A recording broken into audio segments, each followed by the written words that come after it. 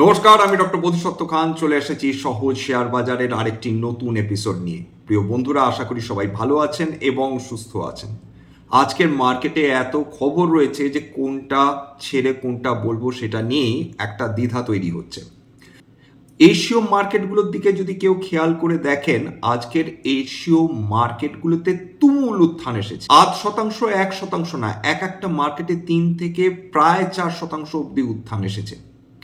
আজকে নিক্কেইতে প্রায় 4.5% উত্থান, হ্যাংসেং প্রায় 1.67% উত্থান, তাইওয়ান প্রায় 2% উত্থান, কসপি প্রায় 4%।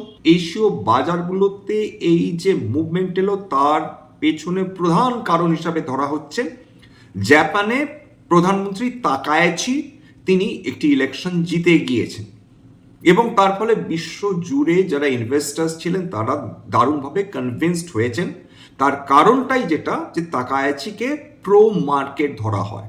বিগত শুক্রবার রাত্রেবেলা যখন আমরা দেখলাম আমেরিকান মার্কেটে দারুণ উত্থান এলো, ন্যাসড্যাক দুরন্তভাবে ফিরে এলো, তখনই একটা প্রত্যাশা মানুষের মনের মধ্যে ছিল যে সোমবার হয়তো তার একটা এফেক্ট বিশ্ববাজারে পড়বে, যেটা আজকের ভারতীয় শেয়ার বাজারে আমরা দেখতে পেলাম।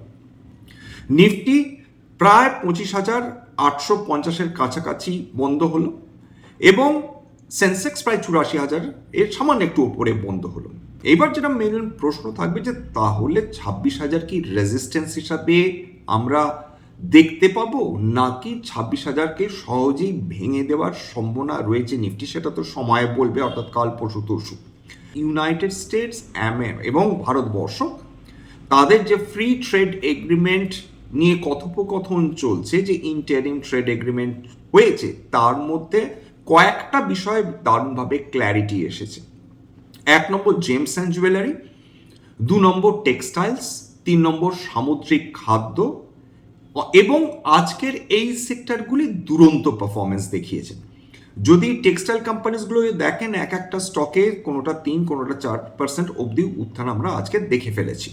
তার মধ্যে অরবিন্দ রয়েছে, গোকুল দাস এক্সপোর্টস রয়েছে, ইন্দোকাউন্ট ইন্ডাস্ট্রিজ রয়েছে প্রভৃতি। এবার জেমস অ্যান্ড জুয়েলারি যে সেগমেন্টটা রয়েছে সেখানে এক একটা স্টকে খুব স্বাভাবিকভাবে উত্থান এসছে, কারণ যে রেসিপ্রোকাল ট্যারিফ ইউনাইটেড স্টেটস বসিয়েছিল তারা ঘোষণা করেছে তারা জেমস অ্যান্ড জুয়েলারি সেগমেন্টে এই যে কোম্পানিজগুলো রয়েছে তার উপর থেকে যেহেতু শুল্ক তুলে নিচ্ছে, এবং আমেরিকা যেহেতু ভারতবর্ষের জেমস অ্যান্ড জুয়েলারি কোম্পানিগুলোর জন্য সবচেয়ে বৃহৎ মার্কেট, তার ফলে এই কোম্পানিগুলো দারুণভাবে স্বস্তি পেয়েছে। যে পতন আমরা এই শুল্ক বসাবার পর দেখেছিলাম বিভিন্ন এই জেমস অ্যান্ড জুয়েলারি স্টকসগুলোতে, তারা আবার তাদের স্বাস্থ্য ফিরে পেতে শুরু করেছে। ডিফেন্স সেক্টর বেশ মনমরা হয়েছিল বাজেটের পর থেকেই, সেই অর্থে কোনো উত্থান আমরা দেখতে পাচ্ছিলাম না। আজকে ডিফেন্স সেক্টরের এক একটা স্টকে খুব ভালো উত্থান এসেছে বলা যেতে পারে। এক একটা স্টকের মুভমেন্ট দেখুন আজকে। অ্যাস্ট্রা মাইক্রোওয়েভ সেটা 1.5%, বিইএমএল প্রায় 9.5%, সায়েন্ট ডিএলএম প্রায় 4.3%, ডেটা প্যাটার্নস প্রায় 3%, ডিসিএস সিস্টেমস সেটা প্রায় 4.5%, ডায়নামেটিক টেকনোলজিস প্রায় 10.5%। কিন্তু এইগুলো যেরকম আউট পারফর্ম করেছে, এর সঙ্গে 3টে স্পেসিফিক ইন্ডাইস রয়েছে, তার কথা আমাদের না বললেই নয়। একটা পিএসইউ ব্যাংক, যেটা আমাদের আজ আলোচনার একটা বৃহৎ অংশ জুড়ে থাকবে। 2 নম্বর স্মল ক্যাপ এবং mid cap, Nifty small cap 100, Nifty mid cap 100। যে স্মল ক্যাপের র্যালিটা দেখলাম, বিনিয়োগকারীরা তারা দারুণভাবে উজ্জীবিত হয়েছেন। মিড ক্যাপের ক্ষেত্রেও তাই। এই নিফটি স্মল ক্যাপ 100 দেখেন, সেটা প্রায় 2.5%, 2.62%-এর কাছাকাছি উত্থান দেখেছে। নিফটি মিড ক্যাপ প্রায় 1.58% উত্থান দেখেছে। এর যখনই দেখবেন যে মিড ক্যাপ বা স্মল ক্যাপে একটা সাস্টেইনড র্যালি চলছে, তার মানে বিনিয়োগকারীরা সেই মুহূর্তে আতঙ্কিত নন। কারণ যখনই মার্কেটে কারেকশন আসে, মার্কেটে অনিশ্চয়তা থাকে, মার্কেট টেনশনে থাকে, প্রথমে যেটার উপর কোপ পড়ে সেগুলো হচ্ছে কিন্তু মিড ক্যাপ এবং স্মল ক্যাপ কোম্পানিজগুলো। এবং যে বিগত কয়েকদিন ধরে আমরা মিড ক্যাপ বা স্মল ক্যাপে আমরা একটা কামব্যাকের প্রচেষ্টা দেখতে পাচ্ছি, সেটা নিঃসন্দেহে বিনিয়োগকারীদের যারা দুঃখ করছিলেন, যারা যন্ত্রণা পাচ্ছিলেন, তারা রিলিফ পাবেন বলেই ধরে নেওয়া যায়।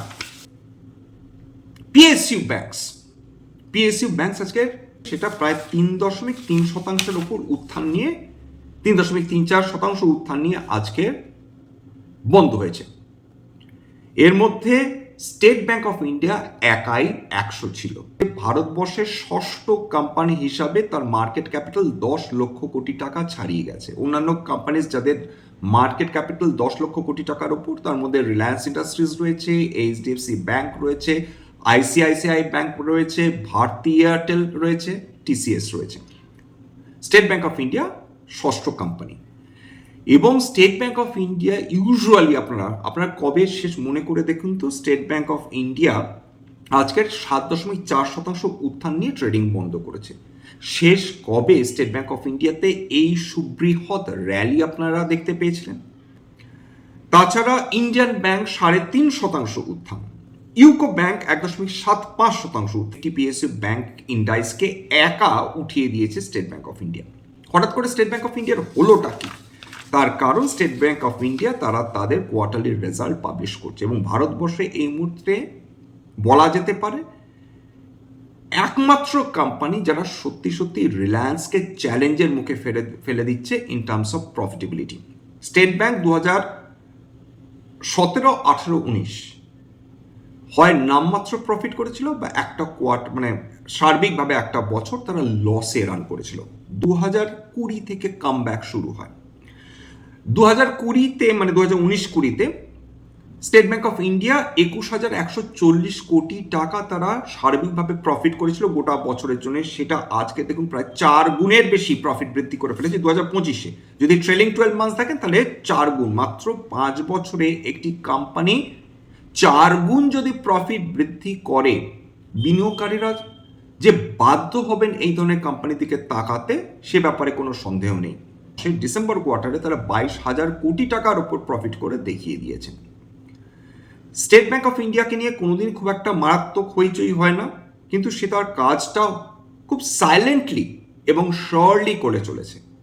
আগে তিনি আলোচনা করেছিলাম যে লো পি কেন কোনো কোম্পানি থাকে, তার কারণ তাদের প্রফিটেবিলিটির দিক থেকে কোনো সেই অর্থের কোনো অনিশ্চয়তা থাকে না। সবাই জানে যে এই ধরনের কোম্পানিজগুলো তারা প্রফিট করবে, মোরলেস এদিক ওদিক সামান্য হবে, কিন্তু প্রফিটেবিলিটির পথেই থাকবে। যেহেতু অনিশ্চয়তা, বিনিয়োগকারীরা সেই ধরনের কোম্পানিতে বিনিয়োগ করতে পছন্দ করেন যেখানে অনিশ্চয়তা বেশি এবং সেটাতে বেশি প্রিমিয়াম দিতে রাজি থাকেন, সেটা হাই পি হলেও কিনতে পছন্দ করেন।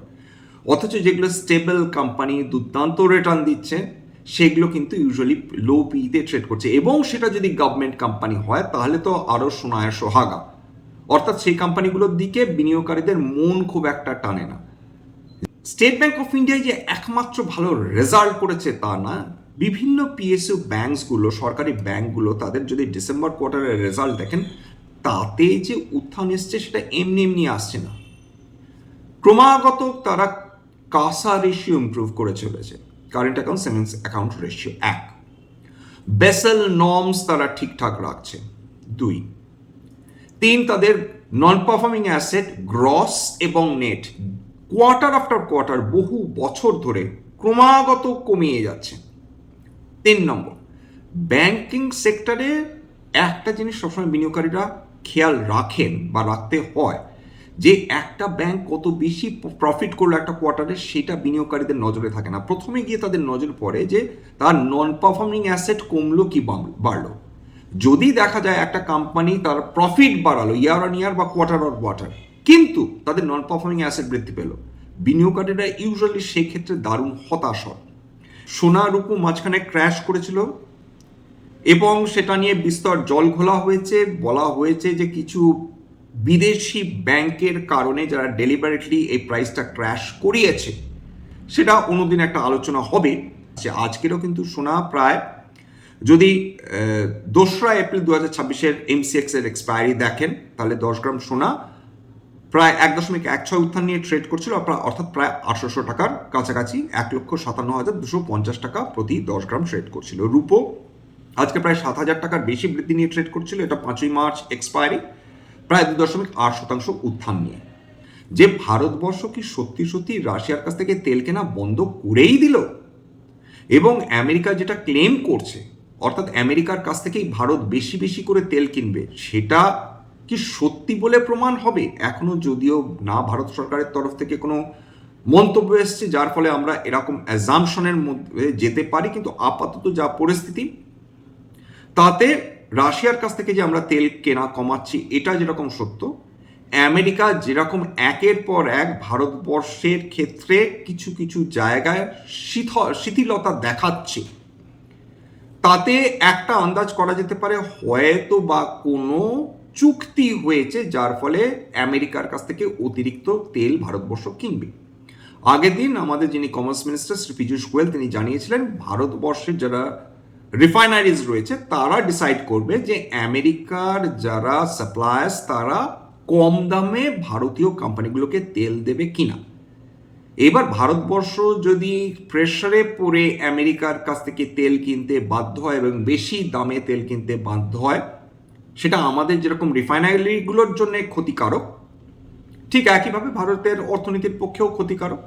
যতক্ষণ না ফাইনাল চুক্তি স্বাক্ষরিত হচ্ছে ততক্ষণ আমরা কেউ বুঝতে পারছি না যে এক্স্যাক্টলি ভারতবর্ষ আমেরিকার জন্য কৃষি পণ্যের দরজা খুলে দিল কিনা, ভারতবর্ষ আমেরিকার জন্য দুগ্ধজাত পণ্যের বাজার খুলে দিল কিনা, ভারতবর্ষ সত্যি সত্যি আমেরিকার কাছ থেকে অতিরিক্ত তেল কেনা শুরু করে দিল কিনা এবং তার ফলে রাশিয়ার সঙ্গে বন্ধুত্বটা নষ্ট করার পথে হাঁটলো কিনা। কারণ সম্প্রতিকালে আজকের একটি খবর এসেছে যেটা যথেষ্ট চিন্তাদায়ক, সেটা রাশিয়া পাকিস্তানকে উগ্রপন্থা দমনের ক্ষেত্রে সাহায্য করতে চাইছে স্বপ্রণোদিত হয়ে। রাশিয়া কি ইঙ্গিত দিতে চাইছে? তার মানে ভারতবর্ষকে হতে পারে তোমরা যদি আমেরিকার সঙ্গে প্রক্সিমিটি বাড়াও আমরা তোমাদের চাপে রাখবো, পাকিস্তানের সঙ্গে সখ্যতা বাড়ি। এটা একটা চিন্তার কারণ ডেফিনেটলি হয়ে যাচ্ছে। এবং ব্রিক্স নেশনের যে ভারতবর্ষ যে সম্মানটা পাচ্ছিল সেটাও আমরা মেনটেন করতে পারবো কিনা বা আমরা কিভাবে মেনটেন করব সেটা কিন্তু এখন দারুণ একটা ব্যালেন্সিং অ্যাক্ট হলেও হতে পারে। হার্লে ডেভিডসনের ওপর ট্যারিফ সম্পূর্ণভাবে তুলে নেওয়া হয়েছে, তাতে কি আমাদের মোটরসাইকেল কোম্পানিজগুলো ক্ষতিগ্রস্ত হবে? উত্তর হচ্ছে না, কারণ হার্লে ডেভিডসনের এক একটা মোটরসাইকেলের যে দাম সেটা সাধারণ মানুষের পক্ষে লিটারালি অসম্ভব সেই ধরনের বাইকস কেনা। ফলে অ্যাভিড বাইকার্স ছাড়া খুব কম মানুষ এমন যারা রয়েছেন যারা হার্লে ডেভিডসন হয়তোবা তারা কিনতে চাইবে। যতগুলো তথ্য নিয়ে আলোচনা করলাম আমি Economic Times, Times of India, Livemint এবং ইকোনমিক টাইমস এবং মানি কন্ট্রোল, গ্রো প্রভৃতি ওয়েবসাইট থেকে আমি নিয়েছি। মুডিজ তাদের প্রজেক্টেড ইন্ডিয়ার জিডিপি গ্রোথ তারা দেখিয়েছে 6.4% ফিসকাল ইয়ার 2027-এর জন্য এবং বলছে, মুডিজ বলছে যে G20 ইকোনমি অর্থাৎ বিশ্বের সবচেয়ে শক্তিশালী যে 20টা দেশ রয়েছে তাদের ইকোনমির মধ্যে ভারতবর্ষ ফাস্টেস্ট গ্রোথ দেখাবে। শুধু তাই না, তারা বলছে যে ভারতবর্ষের যে ব্যাংকিং সিস্টেম সেটা দারুণ রেজিলিয়েন্স দেখাবে এবং ভীষণ শক্তিশালী থাকবে গোটা 2026-এর জন্য। এইটাও নিঃসন্দেহে একটা পজিটিভ একটা মন্তব্য, যার ফলে আজকে ব্যাংকিং সেক্টরেও কিন্তু আমরা সেটাও একটা কারণ যার ফলে আমরা ব্যাংকিং সেক্টরে এরকম একটা পজিটিভ মুভমেন্ট দেখতে পেলাম।